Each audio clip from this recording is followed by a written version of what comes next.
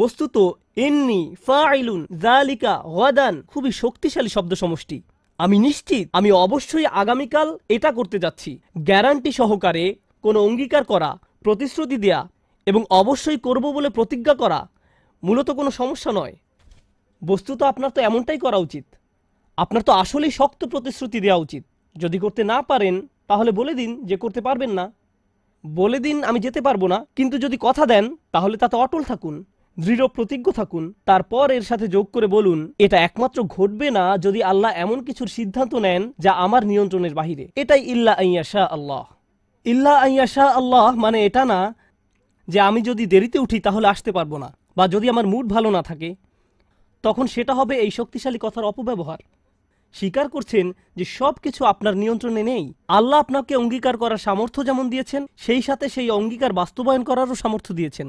আপনার যদিও কিছু সামর্থ্য আছে, কিন্তু আল্লাহ হলেন ওয়াহু আলা কুল্লি শাইইন কাদির। তিনি আপনাকে পথের মাঝখানে থামিয়ে দিতে পারেন আপনার সকল নিয়ত, আপনার সকল ইচ্ছা থাকা সত্ত্বেও। এটা হলো ইল্লা আইয়াশা আল্লাহ। কিন্তু এরপর আল্লাহ যোগ করছেন, ওয়াজকুর রব্বাকা ইযা নাসিত। তোমার রবের উল্লেখ করো, তোমার রবের উল্লেখ করো যখন ভুলে যাও। এখানে আল্লাহ বলেননি ইন নাসিত, যদি তুমি ভুলে যাও। তিনি বলেছেন যখন তুমি ভুলে যাও। এর মাঝে বিশাল পার্থক্য আছে। যদি কিছু ঘটে মানে এটা ঘটতে পারে, আবার নাও ঘটতে পারে। আর যখন ইযা নাসিত বলা হয়, আল্লাহ গ্যারান্টি দিচ্ছেন, আল্লাহ গ্যারান্টি দিতে পারেন, আমি পারি না। আল্লাহ গ্যারান্টি দিচ্ছেন আপনি এবং আমি ভুলে যাব। আমরা ভুলে যাবই যখন আমরা ভবিষ্যতের ব্যাপারে কোনো প্রতিশ্রুতি দিব, কিন্তু ইনশাআল্লাহ বলতে ভুলে যাব। আমরা মনে মনে পরিকল্পনা করব, কখনো কখনো আপনি হয়তো মুখে বলেন না। প্রসঙ্গত আরবিতে কওল বা বলা দ্বারা শুধু জিহ্বা দিয়ে বলাকে বোঝানো হয় না, এমনকি মনে মনে কিছু বলাও কওল দ্বারা বোঝানো যায়। যেমন আমরা বাংলায় বলি আমি মনে মনে বলেছি। এই চিন্তাটাও অনেক সময় আপনি এভাবে চিন্তা করেন, আমি অবশ্যই এটা বা ওটা করব। এমনকি সেই চিন্তার সাথেও ইনশাআল্লাহ যুক্ত থাকা উচিত। কি সেই মনে মনে বলা কথার সাথেও মাঝে মাঝে ইনশাআল্লাহ যুক্ত থাকে না, শুধু আমার মাথায় পরিকল্পনা থাকে, এই সপ্তাহে এই কাজটা করব, পরের সপ্তাহে ওটা করব। আচ্ছা, মনে থাকবে, মনে থাকবে, কিন্তু ইনশাআল্লাহর কথা আপনার মনে ছিল না, আর মনে থাকা উচিত ছিল। অনেক সময় আপনি হয়তো কারোর সাথে ফোনে কথা বলছেন আর ভবিষ্যতের কোনো ব্যাপারে ওয়াদা দিলেন, তোমার সাথে রাতের খাবারে যোগ দিব, সালামু আলাইকুম। এরপর মনে হলো, ও আমি তো ইনশাআল্লাহ বলিনি। তার মানে এটা নয় যে আপনি আবার তাকে কল করে বলবেন ইনশাআল্লাহ বলতে ভুলে গিয়েছিলাম, তাই এখন আবার বলছি ইনশাআল্লাহ। তাকে ইনশাআল্লাহ শুনতে হবে না। আল্লাহ আজ্জা ওয়া জাল্লা শুনতে চান যে আপনি এটা বলেছেন। আপনাকে শুধু আপনার রবের দিকে ফিরে বলতে হবে, ওয়াজকুর রব্বাকা ইযা নাসিত। আর তোমার রবের কথা স্মরণ করো যখন ভুলে যাও। ইল্লা আইয়াশা আল্লাহ ওয়াজকুর হু ইযা নাসিত। তার কথা মনে করো যখন ভুলে যাও। আল্লাহ এটা বলেননি, তিনি বলেছেন তোমার রবের কথা স্মরণ করো। একবার যখন আয়াতে আল্লাহর নাম ব্যবহার করা হয়েছে, ইল্লা আইয়াশা আল্লাহ, আল্লাহর নাম যখন একবার উল্লেখ করা হয়েছে, একবার কারো নাম উল্লেখ করা হলে পরের বার উল্লেখ করার সময় আমরা প্রোনাউন ব্যবহার করি। উদাহরণস্বরূপ, বিষয়টা সহজে বোঝার জন্য বলছি, বলো যদি আল্লাহ ইচ্ছা করেন। আর ভুলে গেলে তার নাম স্মরণ করো, তার কথা স্মরণ করো যখন ভুলে যাও। তার শব্দটি আল্লাহর প্রতি নির্দেশ করবে, কিন্তু আল্লাহ তার শব্দটি উল্লেখ করেননি, প্রোনাউন ব্যবহার করেননি। তিনি বলেছেন রব্বাক।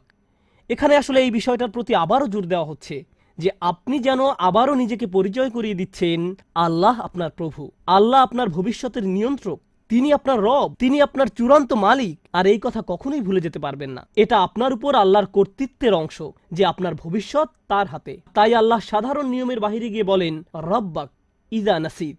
যখন আমরা আমাদের ভবিষ্যতের কোনো ব্যাপারে প্রতিশ্রুতি দিব, এটা আসলে মূলত আল্লাহর হাতে। এখন পর্যন্ত এটা আসলে ভারসাম্য রক্ষা করার এক অসাধারণ আয়াত। একদিকে আপনি সম্ভাব্য সবচেয়ে শক্ত প্রতিজ্ঞা করছেন, ইন্নী ফাইলুন যালিকা গাদা। এমনকি ইন্নী সাআফআল নয়, এটা এমনকি ক্রিয়াপদ নয়, প্রতিশ্রুতির জন্য ইসমে ফাইল ব্যবহার করা হয়েছে। আমি অবশ্যই এটা করব আগামীকাল। আবার পক্ষান্তরে আপনি সম্পূর্ণরূপে আল্লাহর উপর নির্ভরশীল। তাই সামনে এগিয়ে যাওয়ার পূর্বে এই ভারসাম্য নিয়ে কিছু কথা বলা যাক। এই দুনিয়ায় এমন অনেক মানুষের সন্ধান পাবেন যারা মনে করে নিজের যোগ্যতার কারণে তারা সব কিছু করতে পারবে। আমি আসলেই বুদ্ধিমান, আমার খুবই নির্ভরযোগ্য একটা গাড়ি আছে, আমি আসলেই ভালো ড্রাইভার, আমি সেখানে যাওয়ার সেরা পথটাই চিনি, আমি আমি আমি সকল নির্ভরতা আমার নিজের উপর। আমার সফল একটি ব্যবসা আছে কারণ আমার ব্যবসার পরিকল্পনাটা খুবই ভালো।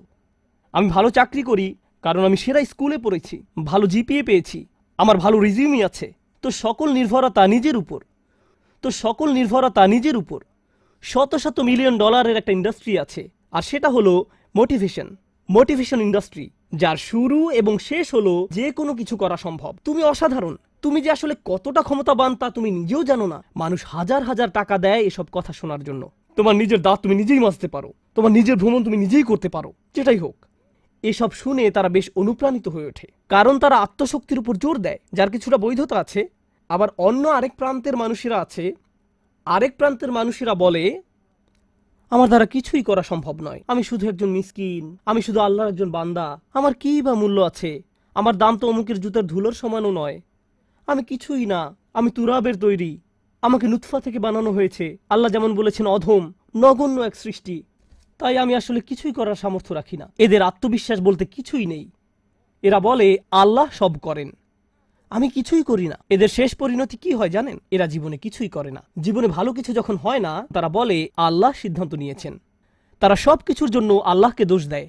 তাহলে দেখা যাচ্ছে একদিকে এমন ধরনের মানুষ রয়েছে যারা কোনো কিছুর জন্যই আল্লাহর উপর নির্ভর করে না, আবার অন্য চরম প্রান্তের মানুষেরা সম্পূর্ণরূপে আল্লাহর উপর নির্ভর করে আর নিজেরা কোনো চেষ্টাই করে না। এই আয়াতটি হলো ভারসাম্যের আয়াত। তোমার নিজেকে প্রতিজ্ঞা করতে হবে, তোমাকে পদক্ষেপ নিতে হবে, ইন্নী ফাইলুন যালিকা গদা। আবার একই সঙ্গে আপনাকে বুঝতে হবে যে আপনার প্রতিজ্ঞা, আপনার কাজ এবং আপনার সামর্থ্য সবই আপনার মালিকের হাতে। তিনি আপনাকে এটা তখনই দান করবেন যখন আপনি এটা চেষ্টা করবেন, প্রচেষ্টার শতভাগ ঢেলে দিবেন। কখনো কখনো আপনার পরিকল্পনা এবং আল্লাহর পরিকল্পনা একই রকম হয়। মাঝে মাঝে, যেমন কখনো আপনি ইচ্ছা করলেন কোথাও যাওয়ার, আর আল্লাহ আপনাকে সেখানে যাওয়ার সুযোগ করে দিলেন। কোন একটি কলেজে ভর্তি হওয়ার ইচ্ছা করলেন, আর আল্লাহ আপনাকে সুযোগ প্রদান করলেন। সিদ্ধান্ত নিলেন দ্রুত গ্র্যাজুয়েট হওয়ার, আর আল্লাহ আপনাকে সুযোগ প্রদান করলেন। এর অর্থ হলো আপনার প্ল্যান এবং আল্লাহর প্ল্যান একই ছিল সেই একটি বিষয়ের জন্য। কিন্তু মাঝে মাঝে আপনার এবং আল্লাহর পরিকল্পনা একই রকম থাকে না। অনেক সময় ভাবছিলেন 10 বছর ধরে চাকরিটা করবেন, 6 মাস পরে আপনাকে ছাঁটাই করে দেওয়া হলো। কোনো একটা ভার্সিটিতে ভর্তি হওয়ার আবেদন করলেন, আপনার সবকিছুই ছিল সেরা, কিন্তু তবুও চান্স পেলেন না। অন্যদিকে আপনার চেয়ে অনেক কম যোগ্যতা সম্পন্ন বহু ছেলে মেয়ে চান্স পেয়ে গেল। অনেক সময় আপনার এবং আল্লাহর পরিকল্পনা একই রকম থাকে না। এই আয়াতগুলো শিক্ষা দিচ্ছে সব সময় সবকিছু আমার পরিকল্পনা অনুযায়ী কাজ করবে না। তবুও আমাকে পরিকল্পনা করে যেতে হবে, তবুও আমাকে চেষ্টা করে যেতে হবে। কিন্তু দিন শেষে আল্লাহ সিদ্ধান্ত নেবেন পরিকল্পনাটি বাস্তবায়িত হবে কি হবে না। আযকুর রব্বাকা ইযা নাসিত। এরপর আসছে এই আয়াতের সবচেয়ে শক্তিশালী অংশ। আমি এর উপর অতিরিক্ত কিছু সময় ব্যয় করতে চাই। এটা আসলেই সমগ্র কোরআনের অন্যতম সুন্দর একটি শিক্ষা। যদি একজন মুসলিম এটা বুঝতে পারে, তার জীবনটা সহজ হয়ে যাবে। ওয়াকুল আসা আইয়াহদিয়ানি রব্বি লিআকরাবা মিন হাযা রাশাদা। এই শব্দগুলো হলো একটি দোয়া। দুয়ার চেয়েও এটা আশায় পরিপূর্ণ একটি বিবৃতি। চলুন এই দৃষ্টিকোণ থেকে এর সাথে পরিচিত হই। আপনি ভবিষ্যৎ নিয়ে চিন্তা করছেন, শুধু আসা শব্দটি ব্যবহৃত হওয়ার দরুন। তারাজ্জি, আরবিতে যাকে বলা হয় হরফুত তারাজ্জি বা ফিআলুত তারাজ্জি, এমন ক্রিয়াপদ যা আশা প্রকাশে ব্যবহার করা হয়। আল্লাহ আমাদের এই আয়াতে শেখাচ্ছেন মুসলিমকে অবশ্যই ভবিষ্যতের ব্যাপারে আশাবাদী হতে হবে। কোরআনের প্রতি আমাদের ঈমান ভবিষ্যতের ব্যাপারে আমাদেরকে আশাবাদী করে তোলে। আমি পরোয়া করি না খবরে কি আসে, আমি পরোয়া করি না গতকাল কি ঘটেছে, এর আগের দিন কি ঘটেছে। আমি মুসলমানদের এমন গ্রুপের অন্তর্ভুক্ত হব না যারা বসে বসে বলে উম্মার পরিস্থিতি দিন দিন শুধু খারাপ থেকে আরো খারাপ হচ্ছে, ও আল্লাহ, আর সামনের পরিস্থিতি শুধু আরো খারাপ হবে, সামনে আরেকটা ট্র্যাজেডি আসছে, আমি গ্যারান্টি দিচ্ছি, দেখো কি ঘটে। তুমি মনে করেছো 9/11 খারাপ ছিল? কিছুই না, ওটা আসলে কিছুই না। ও মাই গড, দেখো এখন উম্মার কি অবস্থা হয় এবং দেখো তারপর কি হয়। এই মনোভাব সরাসরি কোরআনের আয়াতটির বিরোধী, শুধু আশা শব্দটির কারণে। আপনার তো এই আশায় বুক বাঁধার কথা যে আল্লাহ পরিস্থিতি উন্নত করে দিবেন আপনার নিজের জন্য, চারপাশের মানুষের জন্য, মানবতার জন্য। আপনার তো এই দৃষ্টিভঙ্গি থাকার কথা। তারপর তিনি বলেন, আর নিজের ভবিষ্যতের ব্যাপারে কি বলবেন? আসা আন ইয়াহদিয়ানি রব্বি, সম্ভবত আমার রব আমাকে পথ দেখাবেন। নিজের ভবিষ্যতের জন্য সবচেয়ে আশাবাদী কোন জিনিসটি আপনি পেতে পারেন? সবাই ভালো চাকরি চায়, ভালো অর্থনৈতিক অবস্থা চায়, ভালো পারিবারিক অবস্থা চায়, সুস্বাস্থ্য চায়। আমরা এগুলো সব চাই, কিন্তু জানেন সবচেয়ে মৌলিক যে জিনিসটি আমার আপনার প্রয়োজন, যা অক্সিজেনের চেয়েও বেশি মূল্যবান, তা হলো আল্লাহর হেদায়েত। একবার এটা পেয়ে গেলে সবকিছু ঠিক হয়ে যাবে, কিন্তু হেদায়েত না পেলে আপনার আসলে কিছুই নেই। এই আয়াত আশাবাদী করে তোলে যে আল্লাহ আমাকে পথ দেখাবেন। আসা আইয়াহদিয়ানি রব্বি, আমার প্রভু আমাকে পথ নির্দেশনা দান করবেন, তিনি আমাকে ভুলে যাবেন না। ভবিষ্যতের জন্য ওয়াদা দেওয়ার সময় আমি তার স্মরণ করব, তাহলে তিনিও ভবিষ্যতে আমাকে স্মরণ করবেন। ইনশাআল্লাহ বলার মাধ্যমে আমি তাকে স্মরণ করলাম, যখন ভবিষ্যতের কথা আসে তিনিও আমাকে স্মরণ করবেন। ফাযকুরুনি আযকুরকুম, সুতরাং তোমরা আমাকে স্মরণ করো, আমিও তোমাদের স্মরণ করব। এখন আল্লাহ আপনাকে হেদায়েতের গ্যারান্টি দিচ্ছেন। আবার বলছি, এখানে মুসলমানদের বোঝার জন্য খুবই গুরুত্বপূর্ণ একটি ব্যাপার রয়েছে। সারা পৃথিবী জুড়ে বহু মানুষের মাঝে, আল্লাহিল আযীম, এই গ্রহের যেই প্রান্তে যান না কেন, মানুষের একই ধরনের বিভ্রান্তি, একই প্রশ্ন বারবার। আর সবচেয়ে কমন যেই প্রশ্নটি আমি শুনি, মানুষ বলে ইসলামের এত বেশি দলমত রয়েছে, কোরআনের ব্যাখ্যায় এত বেশি ভিডিও পাওয়া যায়, বা হাদিসের ব্যাখ্যায় কেউ এটা বিশ্বাস করে, কেউ ওটা বিশ্বাস করে। এই হুজুর অমুক ফতোয়া দেয়, ওই হুজুর তমুক ফতোয়া দেয়। আমি কি এই হুজুরকে মানবো নাকি ওই হুজুরকে মানবো? কেউ বলে এটা হালাল, কেউ বলে এটা হারাম। কিছুই জানি না, সবকিছুই বিভ্রান্তিকর। এত বেশি দল, আমি কিভাবে হেদায়েত পাবো? কিভাবে আমি জানবো যে আমি সঠিক বিষয়টা অনুসরণ করছি? কিভাবে জানবো? আমার পক্ষে তো এত এত বেশি তথ্য প্রসেস করা সম্ভব নয়। আর আমি এর সাথে একমত, আমরা এখন মাত্রাতিরিক্ত তথ্যের যুগে বাস করছি। প্রতিনিয়ত এত বেশি মত আর পথের সাথে পরিচিত হচ্ছি, এমনকি ইসলামের ভেতরেও। এই হলের ভেতরে বসা শ্রোতাদের দিকে লক্ষ্য করুন। যদিও আমরা একই এলাকার, আপনি যেভাবে ইসলাম শিখেছেন তা আপনার পাশের জন থেকে খুবই আলাদা। যেসব শিক্ষক আপনি পেয়েছেন, যেসব মানুষের সঙ্গ লাভ করেছেন, যে স্কুলগুলোতে শিখেছেন, তা আপনার পাশের জনের থেকে একেবারেই ভিন্ন। তাই কোনো ব্যক্তি সহজেই বিভ্রান্ত হয়ে পড়তে পারে যে কিভাবে আমি বুঝবো যে আমি সঠিক ইসলাম অনুসরণ করছি। আর এই আয়াত হলো তার জবাব। আমি কারো হেদায়েতের নিশ্চয়তা দিতে পারি না, ইউটিউব কারো হেদায়েতের নিশ্চয়তা দিতে পারে না, গুগল কারো হেদায়েতের গ্যারান্টি দিতে পারে না, এবং কোনো মানুষও হেদায়েতের নিশ্চয়তা দেয় না। এটা আমাদের আশা যে স্বয়ং আল্লাহ আমাকে ব্যক্তিগতভাবে হিদায়েত দিবেন। হেদায়েত অন্য কোথাও থেকে আসতে পারে না। আপনার কাছে কোনো তথ্য না থাকতে পারে, অথবা আপনি তথ্যের সাগরে ডুবে থাকতে পারেন, এটা কোনো ব্যাপার না। আল্লাহ আপনাকে কতটা হেদায়েত দিবেন তা নির্ভর করে আপনি কতটা হেদায়েত চান তার উপর, অন্য কারো কাছে নয়। আর একবার আল্লাহর কাছে সঠিক রাস্তা চাওয়ার পর আপনাকে আর বিচলিত থাকতে হবে না। নিশ্চিত থাকুন যে আল্লাহ আপনাকে সঠিক পথ দেখাবেন, তিনি কাউকে ফিরিয়ে দেন না। আল্লাহর কাছ থেকে হেদায়েত পাওয়া কঠিন নয়, এটা কঠিন নয়। আল্লাহ হেদায়েতের পথ খোলা রেখেছেন যারা চায় তাদের জন্য। আমাদেরকে শুধু সেসব মানুষের অন্তর্ভুক্ত হতে হবে, শুধু এইটুকুই। এই আয়াতটি সূরাতুল কাহফের অন্তর্গত। এর প্রমাণ হিসেবে সূরা কাহফ নিয়ে কথা বলে শেষ করতে পারবো না এই খুতবায়। এই গুহার অধিবাসীরা, যাদের কথা আমরা প্রতি শুক্রবার পড়ে থাকি, এই মানুষগুলোর আশেপাশে কোনো নবী ছিল না, কোনো আলেম ছিল না, কোনো শায়েখ ছিল না, কোনো সাহাবী ছিল না। নিজেদের জন্য তারা নিজেরাই ছিলেন। আর তারা এমন এক এলাকায় বাস করতেন যেখানে সবাই মূর্তি পূজা করত। আর তারা একটি উপসংহারে পৌঁছেছেন, সৃষ্টিকর্তা শুধু একজন, আমরা এগুলোর উপাসনা করতে পারি না। লান্নাদউ মিন দুনিহি ইলাহান। আর এতটুকুর কারণেই আল্লাহ তাদেরকে হিদায়াত দিলেন। অন্য কোনো জ্ঞান না থাকা সত্ত্বেও, কোনো ওহী তাদের কাছে ছিল না। আল্লাহ তাদেরকে হিদায়াত দেওয়ার জন্য এতটুকুই যথেষ্ট ছিল। আর তিনি তাদেরকে এত বেশি হিদায়াত দান করলেন যে আজকের দিনে যারা বছরের পর বছর ধরে দ্বীনের জ্ঞান অর্জন করে, তারা এই যুবকদের কাহিনী অধ্যয়ন করে। কারণ এই যুবকরা আল্লাহর হিদায়াত পেয়েছিল, কারণ আল্লাহ তাদেরকে পথ দেখিয়েছিলেন। আপনার পরিস্থিতি যত অন্ধকারচ্ছন্নই হোক না কেন, আপনার যদি আল্লাহর উপর আশা থাকে, এটাই যথেষ্ট। আসা আইয়াহদিয়ানি রব্বি লি আকরাবা মিন হাযা রাশাদা। এখন আসছে সর্বশেষ এবং এই বিবৃতির সবচেয়ে সুন্দর অংশ। সম্ভবত আল্লাহ আমাকে পথ দেখাবেন। পথ দেখাবেন কোথায়? কোন দিকে পথ প্রদর্শন করবেন? লি আকরাবা মিন হাযা রাশাদা। এর ভাষা এত বেশি গভীর অর্থবোধক, আমার পক্ষে খুতবায় তো আর ব্যাকরণ শেখানো সম্ভব নয়, কারণ আপনাদের মাথা ব্যথা শুরু করবে। চেষ্টা করব বিষয়টাকে যত সহজে তুলে ধরা যায়। আরবি ভাষাতে কখনো বলেন ওই যে ওই দিকে, আবার কখনো বলেন সমস্ত পথ ধরে ওইখানে। যখন বলেন সমস্ত পথ ধরে ওইখানে, অর্থাৎ আর গন্তব্য পর্যন্ত পথ দেখিয়ে যাব। আর যদি বলেন ওই যে ওইদিকে, এর মানে হলো প্রথমে এখানে, তারপর ওখানে, তারপর ওখানে।